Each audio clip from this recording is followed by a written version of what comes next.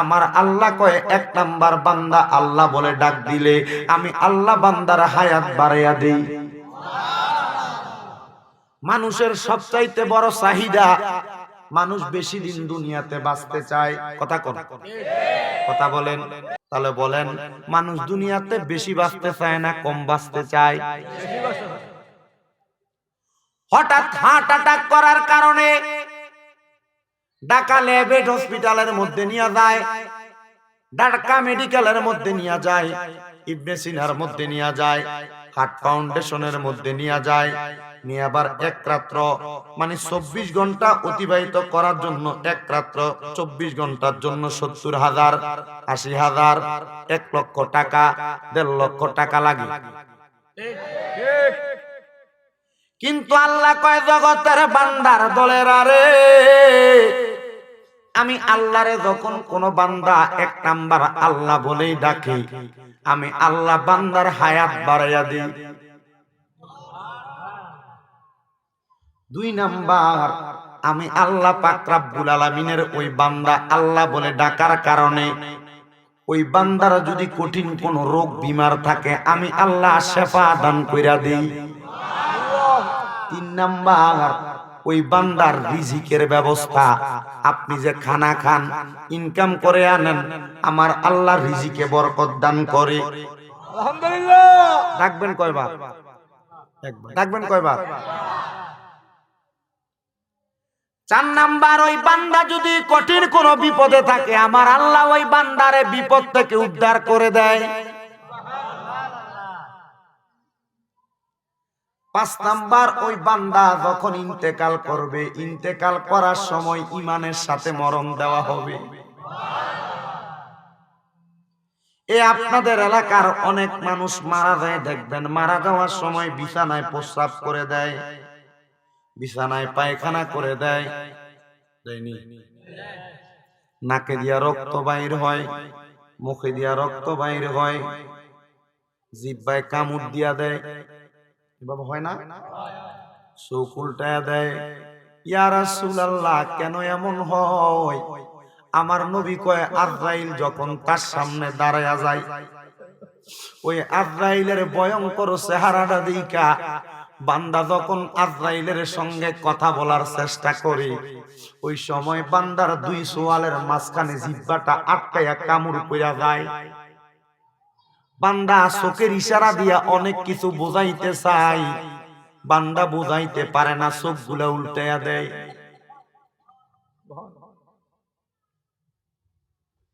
বান্দা আজরাইলরে দেখার পরে ভয়ে প্রস্রাব পায়খানা কইরা দেয়। নবী গো বুঝলাম, তাহলে আপনি নবী বলেন বান্দার কেন নাকে মুখে দিয়া রক্ত বাইর হয়? আমার নবী ডাক দিয়া উম্মত রে, ও আমি নবীর উম্মতের দলেরা, আজরাইলের ভয়ঙ্কর চেহারা দেইখা বান্দার শাহরগ থেকে শুরু কইরা বান্দার দেহের প্রত্যেকটা রগের মাঝখানে মাঝখানে একটা বানের মতো হইয়া শিরাগুলা বন্ধ হইয়া যায়, রক্ত চলাচল করতে পারে না। ওই সময় বান্দার 2টা জায়গায় খোলা থাকে, একটা তার নাকের ছিদ্র, 2 নাম্বার তার মুখের ছিদ্র।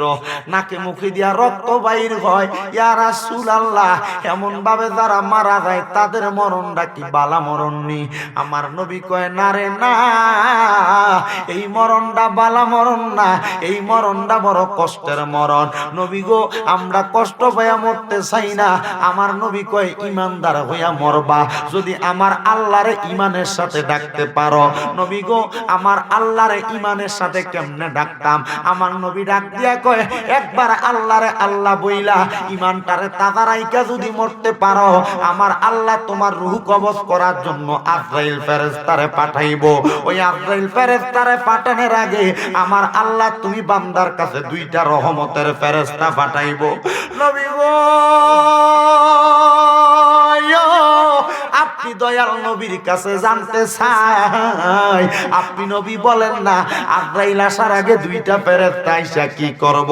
আমার নূরের নবী রহমাতুল লিল আলামিন নবী ডাক দিয়া কয় উম্মত শোনো শোনো শোনো, ওই দুইটা ফেরেশতা আইসা একটা তোমার নাকের আগাটার মধ্যে বসবো, আরেকটা তোমার মাথার কাছে বসবো। মাথার কাছের ফেরেশতাটা তোমার মাথার মধ্যে ছোট বাচ্চা কান্না করলে যেমন তার মা তারে মাথার মধ্যে হাত বুলিয়া দেয়, ওই ফেরেশতা তেমন হাতটা বুলিয়া দিব। ওই ফেরেশতা হাত বুলিয়া দিলে বান্দা তুমি হঠাৎ করে ঘুমাইয়া যাইবা। ঘুমানোর সাথে সাথে একজন ফেরেশতার হাতের মধ্যে জান্নাতি একটা তুফা আপেল থাকবে, আরেকটা ফেরেশতার হাতের মধ্যে জান্নাতি একটা জান্নাতি মেশকো আম্বরের আতর থাকবে। ঘুমানোর সাথে সাথে আমার আল্লাহ একটা ডাক দিয়া কইব আজরাইল যাও যাও যাও ওই বান্দার রূহটারে তুমি কবজ করো। আজরাইল দুনিয়াতে আসবো, দুনিয়াতে আসার পরে আপনার আমার বুকটার মধ্যে হাত দিব রূহটা নেওয়ার জন্য। আপনি আমি যদি ইমানদার হই, আমরা তো মুখ দিয়া কথা কই, আল্লাহর নবী কয় বুকটার মধ্যে হাত দেওয়ার সাথে সাথে আমার আল্লাহ বুকের একটা জবান খুলা দিব, বুকটার মধ্য থেকে আওয়াজ আসবো আজরাইল এই বুকের মধ্য দিয়া রূহ কবজ করতে পারবা না।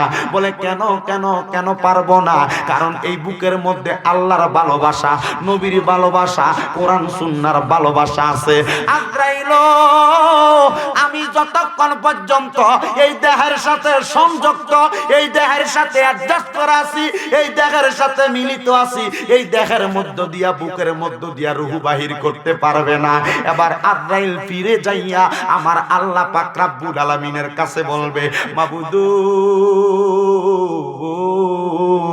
ও দয়াল আল্লাহ, কত চেষ্টা করলাম তোমার বান্দার রূহটা বুক দিয়া নেওয়ার জন্য, পারলাম না। বলে কেন পারলা না? বলে বুকের মধ্য থেকে আওয়াজ আসে, বুকে বলে আপনার ভালোবাসা, আপনার হাবিবের ভালোবাসা, আপনার আল্লাহর আপনি আল্লাহর কোরআন আর হাবিবের মুহাম্মাদুর রাসূলুল্লাহর সুন্নতের ভালোবাসা আছে, এই জন্য বুক দিয়া রূহ বাহির করতে দেয় না। আল্লাহ কয় আজরাইল বুক দিয়া পারো নাই, অন্য কোন জায়গা দিয়া তালাশ করো। এবার পুরাটা বান্দার ফাতমানি মূল অংশ হইল বান্দার মাথা। আজরাইল এসে আপনার আমার মাথার কপালের অংশে হাত দিবে, কপালের মধ্যে হাতটা দিতে দেরি, এবার কপালের মধ্য থেকে আওয়াজ আসবে আর ডাক দিয়া বলবে ও ফেরেশতা আজরাইল কোন জায়গার মধ্যে হাত দিয়া রূহ কবজ করার জন্য? আজরাইল বলবে তোমার কপালের মধ্যে অথবা বিওয়াজিকা তোমার চেহারার মধ্যে হাত দিলাম। এবার ওই চেহারার মধ্য থেকে আওয়াজ আসবে আজরাইল এই বুক দিয়া রূহ বাহির করতে পারবা না, কারণ এই কপালের মধ্যে আমার আল্লাহ পাক রব্বুল আলামিনের ওই বান্দা পাঁচ ওয়াক্ত নামাজ পড়ার আগে ওযু বানাইয়া চেহারার মধ্যে নূরের পাওয়ার লাগাইয়া দিছে। ওই চেহারার কপালটার মধ্যে বান্দা যখন আল্লাহু আকবার বলে সাজদা দিছে, সুবহানা রাব্বিয়াল আলা বলছে, রে আমার আল্লাহ খুশি হইয়া গেছে, এই কপাল দিয়া আমি রূহ বাহির করতে দিতাম না। আজরাইল আবার আমার আল্লাহর কাছে যাইব, ডাক দিয়ে কইব আল্লাহ বুকে হাত দিলাম রূহ নেওয়া যায় না, কপালে হাত দিলাম রূহ নেওয়া যায় না, কেমনে রূহটা নিব? আল্লাহ কয় আজরাইল অপেক্ষা করো, কারণ বান্দা তো ঘুমাইতেছে, এই বান্দা তো ইমানদার। আমি আল্লাহ ওয়াদা করেছি আমার নবীর সাথে, কোন ইমানদার যখন মারা যাইব, মারা যাওয়ার সময় ইমানদার কালেমা পড়া ছাড়া মারা যাবে না। এই ইমানদারটা যতক্ষণ জবান দিয়া কালিমা না পড়তেছে ততক্ষণ তুমি আজরাইল তার রূহটা কবজ করতে পারবে না। আজরাইল কয় আল্লাহ আপনি বলতেছেন তার রূহটা কবজ করা যাবে না, কিন্তু শাজরাতুল ইয়াকিন নামক একটা গাছ আছে লামকানের মধ্যে, ওই শাজরাতুল ইয়াকিনের মধ্যে প্রত্যেক মানুষের এক একটা নাম লেখা আছে, ওই পাতা ঝুইরা পুইরা গেলে তার রূহ কবজ করা আমি আজরাইলের দায়িত্ব। আল্লাহ তার পাতা তো ঝরে গেছে, তার রূহ তো কবজ করা যায় না। আল্লাহ কয় আজরাইল রূহটা যে কবজ করবা তার অনুমতি নিছনি।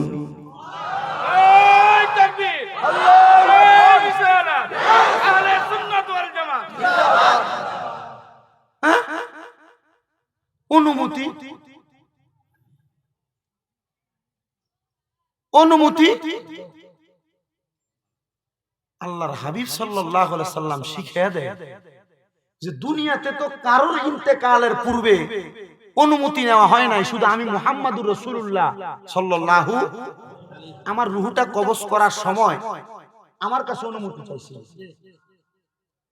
আল্লাহ বলছেন হাদিসে কুদসির মাধ্যমে, নবী আপনার কোন উম্মত যদি ঈমানদার হয় তার রূহ কবজ করার সময় আজরাইল অনুমতির মাধ্যমে তার রূহ কবজ করবে।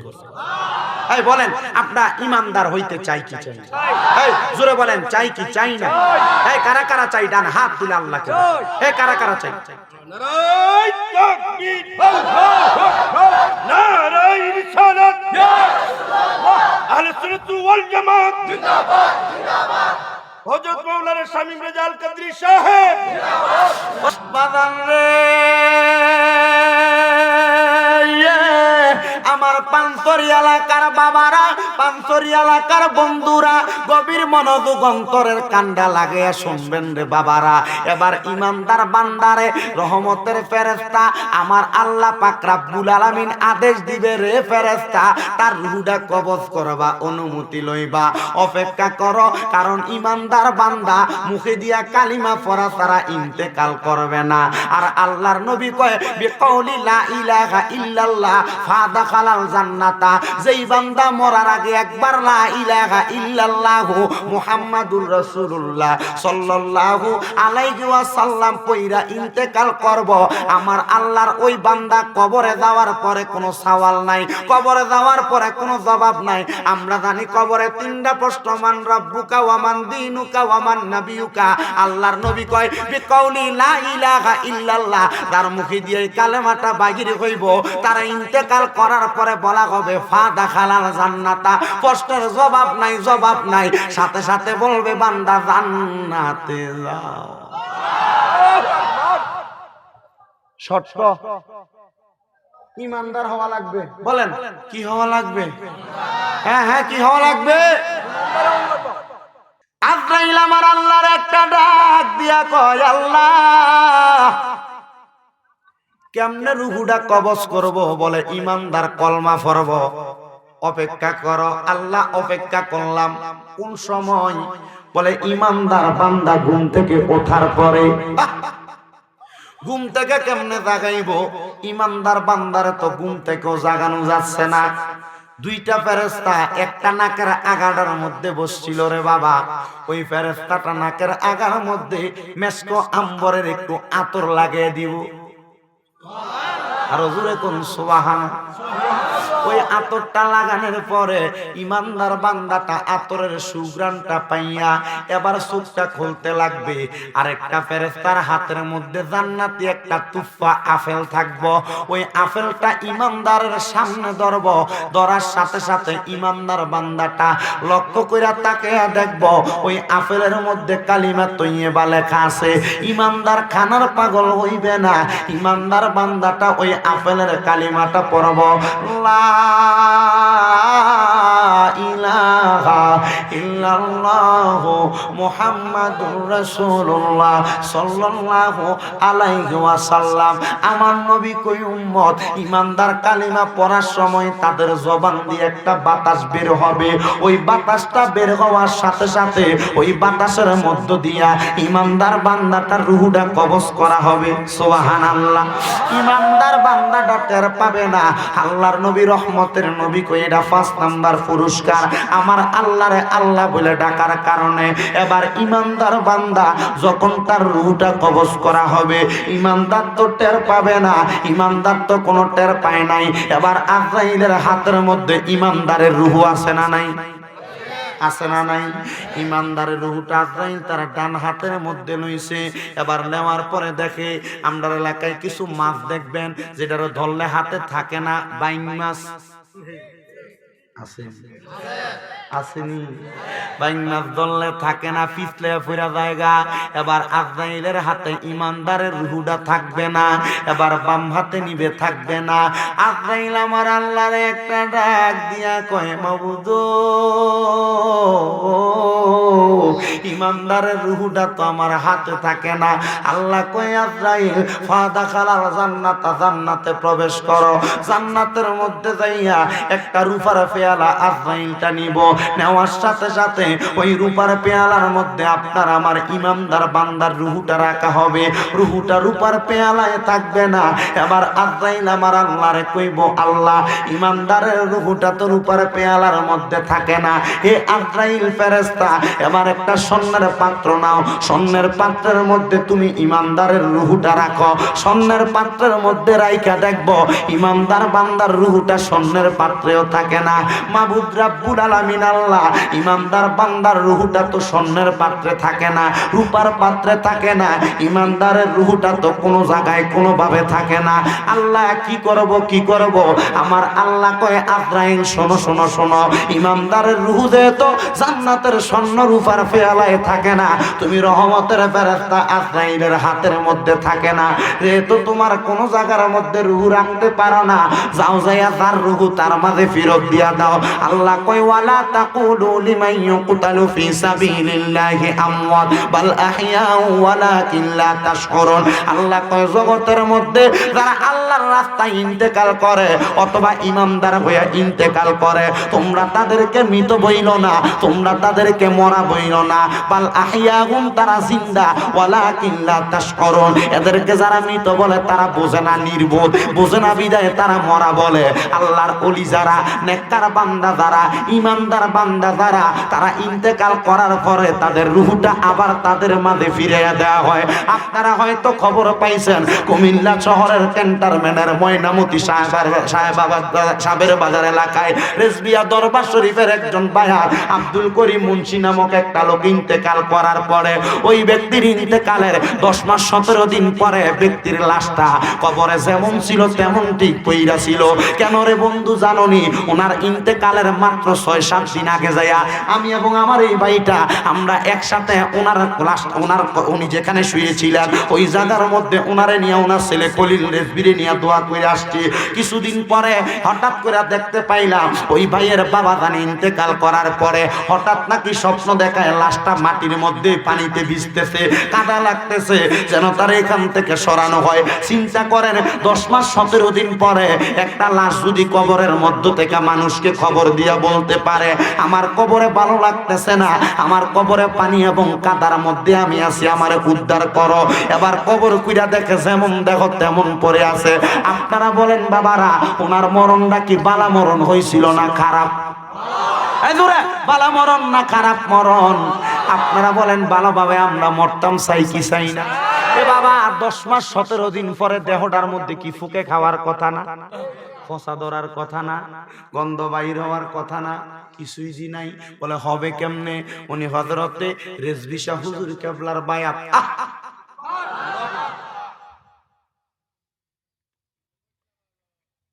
আমার বায়রা বাবারা বন্ধুরা, ফেরেশতা আজরাইল আসবে আপনার আমার রূহটা আপনার আমার মাঝে ফিরিয়ে দেওয়ার জন্য। আইসা দেখবে আপনার দেহটা যেই জায়গার মধ্য থেকে আপনার আমার রূহটা কবজ করা হয়েছে ওই জায়গার মধ্যে আপনার আমার দেহ নাই। ফেরেশতা তালাশ করতে করতে দেখবে আপনার আমার দেহটা কবরের মধ্যে দেওয়া। ফেরেশতা আজরাইল যায় আপনার আমার দেহটা ওই কবরে ফেরত দিব রে। ফেরত দেওয়ার পরে আপনি বান্দা, এটা আল্লাহর আরেকটা নিয়ামত, কারণ আপনি দুনিয়াতে আল্লাহরে ডাকছেন। ওই কবরের মধ্যে রাখার সময় আপনার আমারে যখন মরার পরে কবরে রাখে বিসমিল্লাহি ওয়া আলা মিল্লাতে ইল্লাল্লাহ,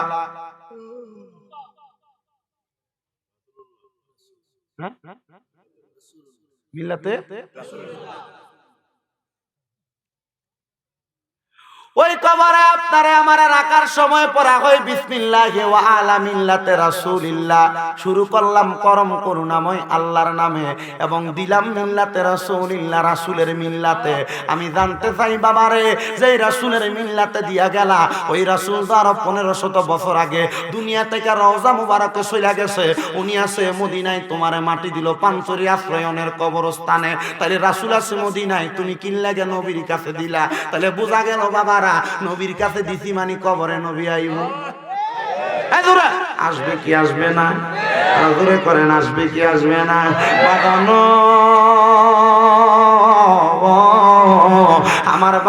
বাবারা বন্ধুরা গভীর মনোযোগ দিবেন। ওই কবরে যখন রাখে, আমি জানতে চাই ওই কবরে আপনাদের এলাকার এই বাজার থেকে, শানখোলা বাজার থেকে আপনারা একটা তোষক কিনে আনেন, একটা বালিশ কিনে আনেন, 500 টাকা দিয়ে একটা বিছনা চাদর কিনে আনেন, কবরের মধ্যে একটা ফ্যান লাগিয়ে দেন,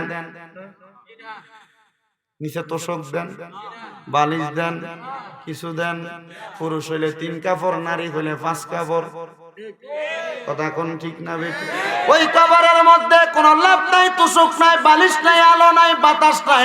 আমার দয়াল নবী কই উম্মত রে, ওই কবরে যখন ইমানদার কোন বান্দারে রাখা হইব, দুনিয়ার মানুষ দেখবো 3.5 হাত মাটির কবরে তারা শুয়া দেয়। আল্লাহর কসম, রহমতের 3 জন ফেরেশতা ওই বান্দার কবরের মধ্যে জান্নাতের বিছানা বিছায়া দেয়।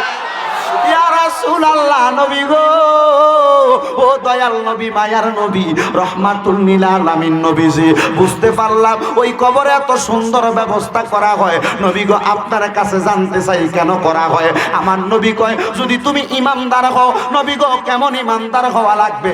আমার নবী কয়, আমানতু বিল্লাহি ওয়া মালাইকাতিহি ওয়া কুতুবিহি ওয়া রাসূলিহি ওয়াল ইয়াউমিল আখিরি ওয়াল কদরি খাইরিহি ওয়া শাররিহি মিনাল্লাহি তাআলা ওয়াল বাসি বাদাল মাউত। একটা জবানও বন্ধ নাই, জবানটা খুলে উচ্চ কণ্ঠে জোরে জোরে কোন আল্লাহু আকবার।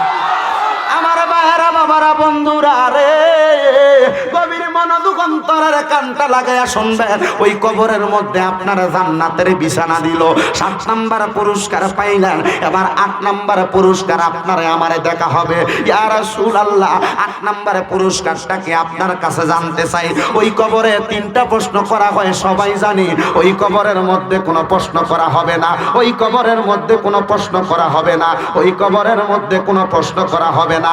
ইয়া রাসূলুল্লাহ, ইয়া হাবিবাল্লাহ নবী, আপনি নবীর কাছে জানতে চাই। এটা পাইলাম 8 নাম্বার। আমার মদিনার কামলিওয়ালা দয়াল নবী, রহমাতুল লিল আলামিন নবী আমার ডাক দিয়া কয়, উম্মত রে, 7 নাম্বার পুরস্কারটা পাওয়ার পরে 8 নাম্বার পুরস্কার কবরে কোনো সওয়ালের জবাব নাই। নবী গো, বুঝতে পারলাম সওয়ালের কোনো জবাব নাই, 8টা পুরস্কার পাইলাম। নবী, আপনি আমাদেরকে বলে দেন গো নবী, আপনার কথা বুঝতে পারলাম। 9 নাম্বার পুরস্কারটা কি? আমার নবী কয়, কবরের পরে, মিজানের পাল্লার পরে তোমার একটা জায়গা আসবে, সেই জায়গাটার নাম হলো ফুলসেরাত। এ বন্ধুরে, ফুলসেরাতের কথা আপনারা সবাই জানেন। আমার মদিনার নবী আমার ডাক দিয়া উম্মত রে, একটা চুলরে 70টা টুকরা করলে যেমন চিকন হইব, ফুলসেরাতের ফুলটা তেমন চিকন হইব। নবী গো, বুঝতে পারলাম ওই কঠিন ফুলসেরাতের ফুলটার মধ্যে আমরা উঠতে পারবো নি। আমার নবী কয়, ইমানদার যদি বান্দা হইয়া থাকো, ওই বিন্দাটা ফুলসেরাতের পারের মধ্যে যাইব, আর একবার পড়ব বিসমিল্লাহির রহমানির রহিম, পড়ার পরে বান্দা ডান কদমটা রাখবো বিসমিল্লাহ কইয়া। বলেন কি বলে রাখবে ডান কদম? জোরে বলেন, কি বলে ডান কদম রাখবে? আমার নবী কয়, বিসমিল্লাহির রহমানির রহিম বইরা বান্দা যখন তার ডান কদমটা রাখবো, এবার বাম কদমটা রাখার আগে বান্দাকে বলা হবে, বান্দা তোমার চক্ষুটা খোলো। বান্দা চোখটা খুলে দেখবে ফুলসেরাতের ওই পারে ছিল। বিসমিল্লাহ বইলা কদম রাখার কারণে ওই বান্দা ফুলসেরাতের এই পারে হাজির হইয়া গেছে। ইমানদারের জন্য বড় সহজ, কারণ ইমানদার আমার আল্লাহরে ভালোবাসছে, নবীরে ভালোবাসছে, আমার আল্লাহরে আল্লাহ বলে ডাক দিছে। আমি জানতে চাই বাবারা বন্ধুরা, আমরা সবাই ইমানদার হইয়া মরতে চাই কি চাই না? মদিনার কামলিওয়ালা দয়াল নবী, রহমাতুল লিল আলামিন নবী আমার ডাক দিয়া কই, উম্মত রে, এই আমি নবীর উম্মতেরা দলেরা যখন ইন্তেকাল করার পরে ওই ফুলসেরাতের রাস্তাটা তোমার 9 নাম্বার পুরস্কার। অতঃপর বলা হবে, ও বান্দা, ফাদাখালাল জান্নাতা, জান্নাতে প্রবেশ করো, জান্নাতে প্রবেশ করো। আল্লাহর নবী কই, এটা তোমার 10 নাম্বার পুরস্কার। বান্দা টের পাবে না, টের পাবে না কোন সময়ে কোন হালে বান্দা কোন দিক থেকে জান্নাতে গেছে। বান্দা কইব, আল্লাহ, দুনিয়ার সময়টা তো আমার কাছে কিঞ্চিত পরিমাণ লাগছে। আল্লাহ, এত মজা জান্নাত। আল্লাহ, আপনি না 8টা জান্নাতের দরজা বানাইছেন। আল্লাহ গো, আমারে কোন জান্নাতে রাখছেন? আমার আল্লাহ কইব, বান্দা, তোমারে রাখা হইছে জান্নাতুল ফেরদাউসে।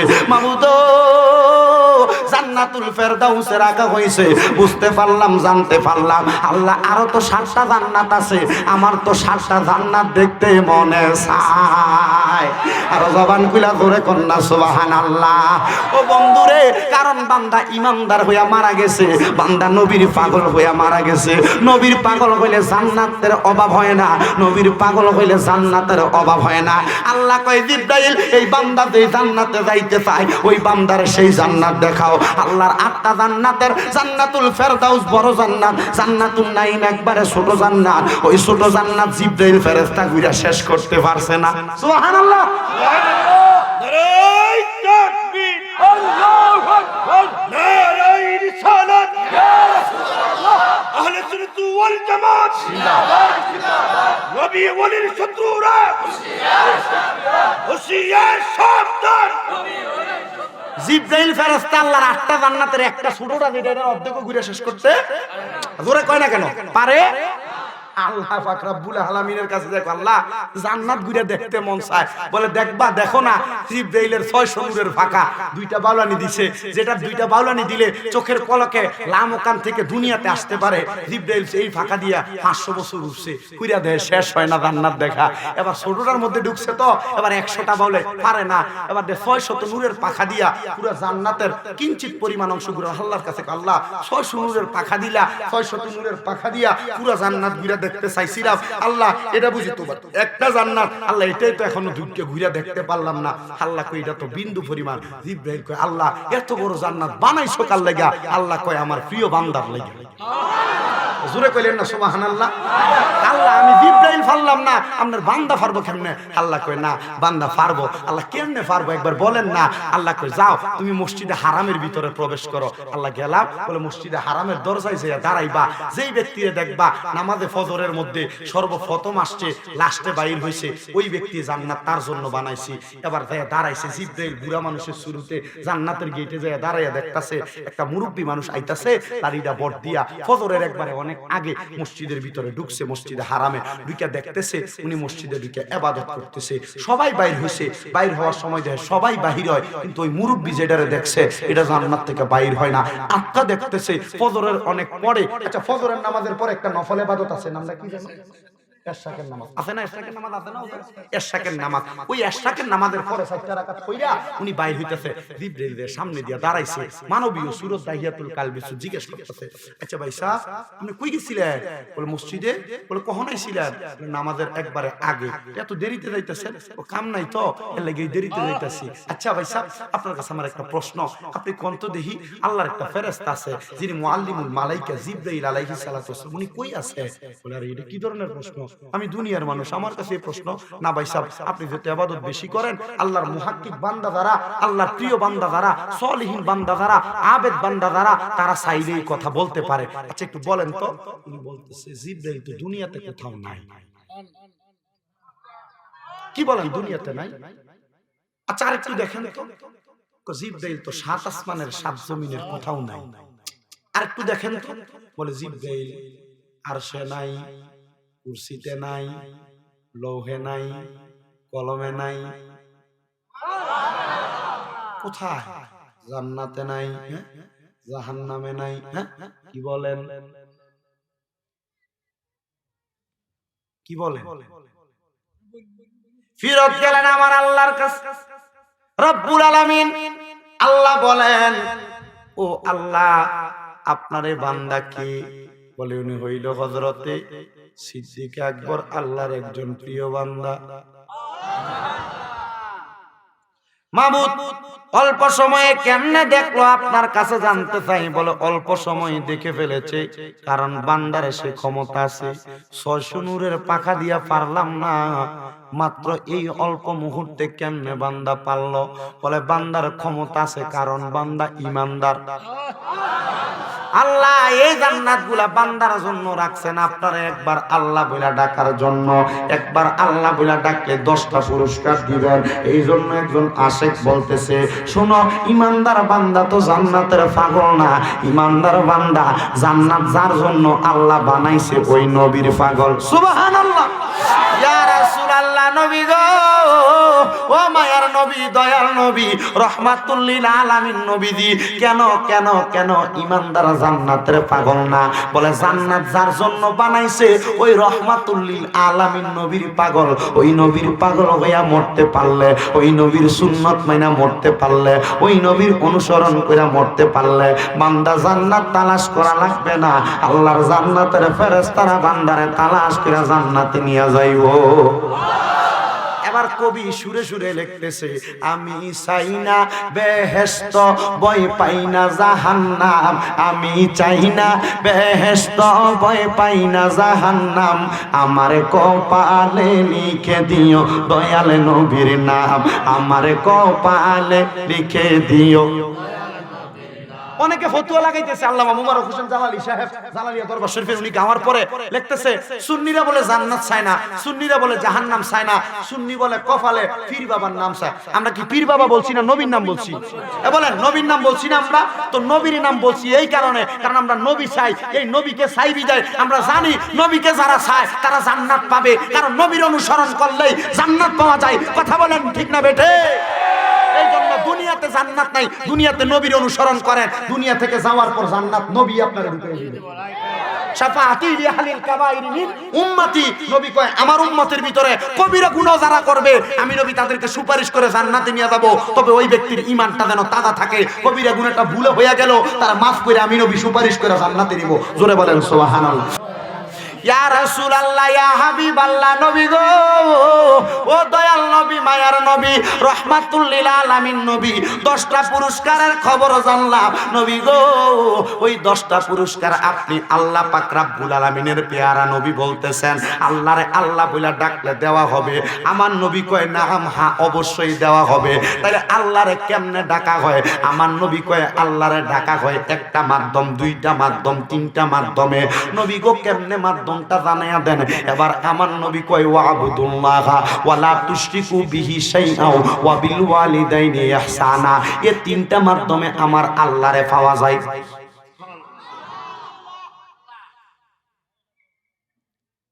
আপনার সুবহানাল্লাহ বলতে কষ্ট হয়? পিছনে যারা 2 নাম্বার বাসের পরে যারা জোরে বলেন সুবহানাল্লাহ। আল্লাহ আমার নবীর উপরে কি নাযিল করলেন? সত্য তো জালিকাল কিতাব, এটা এমন কিতাব লা রাইবা, কোনো সন্দেহ নাই। আছে সন্দেহ থাকলে ঈমান আছে? একবারে কবরে গেলে ফিডা ফি নারি জাহান্নামা খালিদিনা, এমন ফিডা একদিন 2 দিন রাখবো না জাহান্নামের ভিতরে। ওই খালিদিনা চিরস্থায়ী বাসিন্দা, ওই শুধু চিরস্থায়ী বাসিন্দা না, খালিদিনা ফিহা আবাদা, যাইবো ঠিক, বাইরনের সুযোগ নাই। মায়ের কবর একবারে বাইরে ভাড়াইলে কবরে।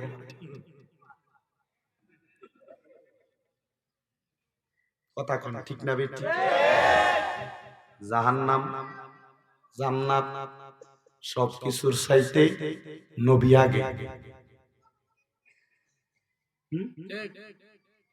তাহলে আমার নবী কয় ওয়াবুদুল্লাহ, আল্লাহর বাণী, আল্লাহর কোরআনের বাণী নবীর মাধ্যমে শোনাচ্ছেন, ওয়াবুদুল্লাহ ওয়া লা তুশরিকু বিহি শাইআ ওয়া বিল ওয়ালিদাইনি ইহসানা। আমার আল্লাহর বাণী আমার নবী জানায়া দেয়, তোমরা আল্লাহর ইবাদত করো, করলেই তোমরা 10টা নিয়ামত পাইবা। 10টা নিয়ামতে জান্নাত আসেনি, ইমানি মরণ আসেনি, খানা আসেনি, হায়াত আসেনি, রোগ বালা মুসিবত দূর আসেনি, বিপদ দূর আসেনি, সবই তো আছে। তাইলে আল্লাহর পথে থাকতে ইবাদত করলে ক্ষতি কি? কষ্টই আপনারা? কারো যদি মন চায় চাটা খাইয়েছেন মোটামুটি যাই আইতে পারেন, অসুবিধা নেই। কারণ আমার মূল ওয়াজ যেটা, ঠিক আছে নি এই পর্যন্ত মূল ওয়াজ বুঝছেন তো? এবার আসেন আল্লাহর ইবাদত। নবী আমার কয় ওয়ালা তুশরিকু বিহি শাইআ, কোন কিছুর সাথে আল্লাহর সঙ্গে শিরিক করবা না। করা যাবে? করা যাবে। আল্লাহ ছাড়া কাউকে শ্রদ্ধা দেওয়া যাবে? কোন জায়গায় দেওয়া যাবে না। আল্লাহ ছাড়া কাউকে খোদা মানা, সুন্দর কথা। আল্লাহ ছাড়া কাউকে শ্রদ্ধাও দেওয়া যাবে না, খোদাও মানা যাবে না, কারোর কাছে চাওয়াও। তবে হ্যাঁ ওয়াবতাগু ইলাইহিল ওয়াসিলা, আল্লাহর কাছে ওসিলা দিবেন। আল্লাহ হযরতে নাসিরউদ্দিন সিফা সালাহ রাহমাতুল্লাহ আলাইহি আপনার বন্ধু, ওনার ওসিলায় দোয়া কবুল করেন। কয় কবুল।